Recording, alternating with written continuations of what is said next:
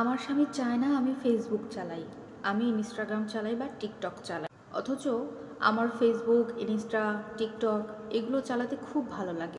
আমার অনেকটা সময়ও কেটে যায়। আমার স্বামী আমাকে চাকরি করতে দিতে নারাজ, অথচ আমি স্বাধীনতা পছন্দ করি। আমার স্বামী চায় না আমার কোনো বন্ধু বান্ধবী থাকুক। আমার কোনো বাইরের মানুষের সাথে কোনো কথা বলা আমার স্বামী পছন্দ করে না। অথচ আমার ফ্রেন্ড সার্কেলের সংখ্যা বেশ অনেকটা। স্কুল কলেজ জীবন থেকে শুরু করে এখন পর্যন্ত আমার অনেক বন্ধু বান্ধবী আছে আমার জীবনে, কিন্তু আমার স্বামী তাদের সাথে কোনো প্রকার কথা বলা, যোগাযোগ রাখা কিছুই পছন্দ করে না। আমার স্বামীর কথা, আমি যদি ফেসবুক চালাইও তাহলে সেখানে কোনো প্রকার ছবি দিতে পারবো না। কিন্তু আমি তো অনেক স্বাধীন চেতা, আমার ছবি দিতে ভালো লাগে। আমি যদি ফেসবুক চালাই আমি সেখানে ছবি দিব।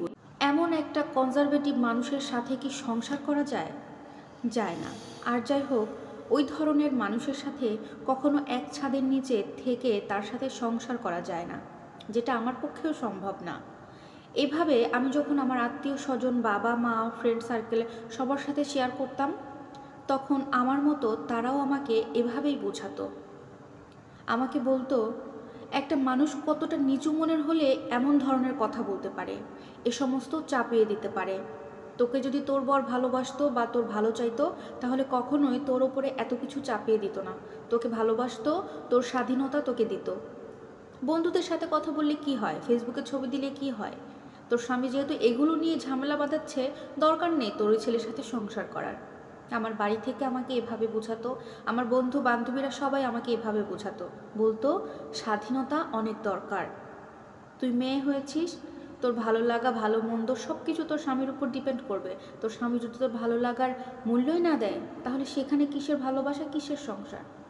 ঠিক তাই, আমিও এমনটা ভেবেই আমার স্বামীর সাথে সংসার করব না এমনটাই সিদ্ধান্ত নিই। তারপরে বাড়িতে চলে যাই। বাবার বাড়িতে গিয়ে সবার সাহায্য নিয়ে আমি আমার স্বামীকে ডিভোর্স করে দিই এবং তার সাথে সমস্ত যোগাযোগ আমি বন্ধ করে দিই। এরপর থেকে আমি বাবার বাড়িতেই আছি। বাবার বাড়িতে একদিন, 2 দিন, 2 মাস, 3 মাস, এভাবে চলতে চলতে বেশ কয়েকটা মাস আমার বেশ ভালো গেল। মনে হচ্ছিল বেঁচে গেছি, এমন মানুষের হাত থেকে আমি রেহাই পেয়েছি।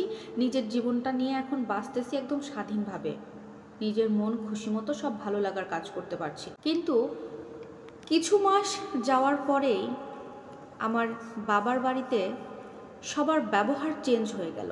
ওই মুহূর্তে আমি বাবার কাছে বোঝা, মায়ের কাছে বোঝা, আমার ভাইয়ের কাছে আমি একটা ডিভোর্সি মেয়ে, তার কাছেও বোঝা, আর ভাবির কাছে আমি তো একটা বাজে মেয়ে।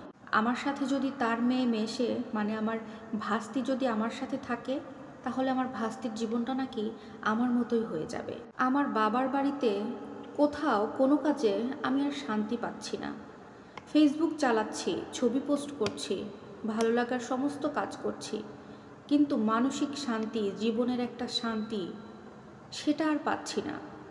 আমি আমার সমস্ত আত্মীয় স্বজনের সাথে কথা বলছি, আমাকে সবাই অবহেলা করছে, হেয় পণ্য করছে, ছোট করে কথা বলছে। বন্ধু বান্ধবের সাথে ওঠা বসা করছি, দেখা করতে যাচ্ছি, তখন আমাকে ওরা নিচু চোখে দেখছে, বলছে ডিভোর্স হয়ে গেছে তোর, এভাবে চলাফেরা করা তো ঠিক না, একটু নিজেকে সংযত কর। নানান ধরনের কথা আমাকে শুনতে হচ্ছে।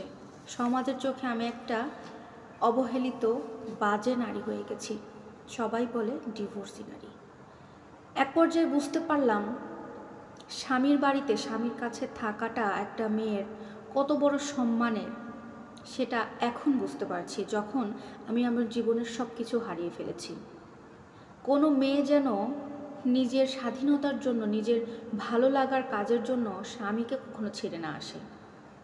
এই ভালো লাগা আসলে জীবনের সব কিছু না, যেটা স্বামীর কাছে থেকে পাওয়া যায়। প্রিয় দর্শক, এই স্টোরিটি একটি আপুর জীবন কাহিনী।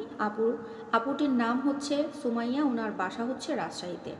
ভিডিওটি ভালো লাগলে অবশ্যই লাইক, কমেন্ট, শেয়ার করবেন এবং আরও বাস্তব জীবনের গল্প এবং মোটিভেশনাল কথা শুনতে আপুর সাথে থাকবেন। আল্লাহ হাফেজ।